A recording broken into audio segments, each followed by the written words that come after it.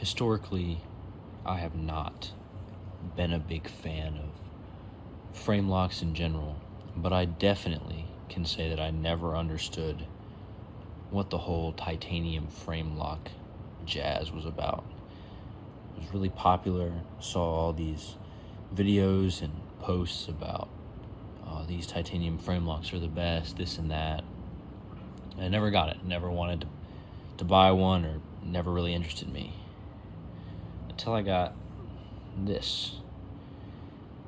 This was gifted to me. I did not buy it, but this is a titanium frame lock, and I thought it would suck because this is really nothing like the knives that I normally prefer.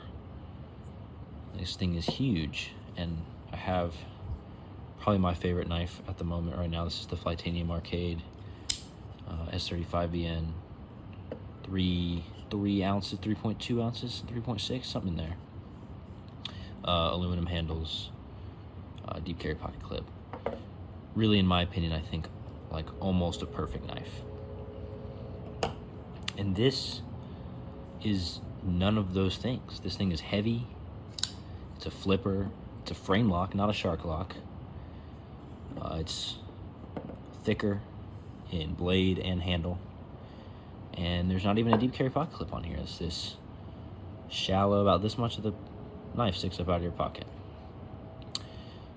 But I just love it. I don't know what it is about it. Maybe it's the blade shape. I do really like this blade shape, but I don't know what it is, man. It's just something about it just snaps in, and you know, it's not as clean as the shark lock, but man, every time I open it and look at it, I don't understand it, but I understand it now, if that makes sense. So let's go over it real quick. This is the Zero Tolerance 0920. This model was discontinued, so you can't get it anymore. I think on the secondary market, I've seen them range from $200 to $500. The sprint runs of this are up to $1,000. So unless you really, really just love it, I don't think it's worth getting. There's probably better titanium frame locks out there, but milled titanium handle. There's this really nice micro milling on it right here. Actually a titanium pocket clip. I didn't know this was titanium when I first got it. I had to do a little bit of research on it, but that's cool. It's bronze, which only matches these two standoffs back here, which is a nice pop of color, but I really wish the pivot screw and the pivot were bronze or something like that. That would have been cooler, I think, and would have made for an overall better design. The action is great. When this thing came to me, it was a little dirty, but I took it apart and cleaned it right up. It's really easy to take apart. It's basically two pieces and these 4 T8 screws, this T8 screw, and these are T6s down here. But there's a little stainless steel insert right there. I think you can see it right there on the end. It's right in there. That's what this screw holds in. That'd be more of a ZT problem to take that out. I mean, you probably could if you wanted to, but there's really no reason to. And a big, like 3.9 inch 20 CV blade.